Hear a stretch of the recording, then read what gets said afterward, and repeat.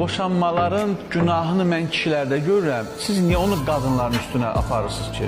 Boşanmanın günahı kişidədir. Kişi gedir qadının qapısını döyür ki, mən gəlmişəm səndən ailə qurum. Bir sözlə almağa gəlmişəm sən. Hansı qadın gəlib kişinin qapısını döyüb ki?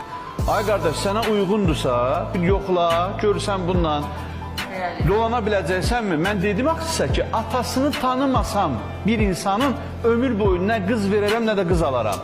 Gedirsiniz bir kişinin qapısına. İndi evdə tutaq bir kişi var. Aysa, gedirsiniz, deyirsiniz ki, biz gəlmişik buradan qız alaq. Əgər siz görsəz ki, o kişi orada sadəcə bir statuetka kimi dayanıb orada, onun heç bir mövqeyi yoxdur. Söz deyə bilmir. Evdə komandir arvad, oradan uzaqlaş. Əzizim, komandir, qadın olan evdən uzaqlaşın. Nə qız verin, nə qız alın. Bununla da məsələ bitdi. Doğru. Bunun altını imzalayıram və ölənə qədər də... Vəfa xanım, bir şairə...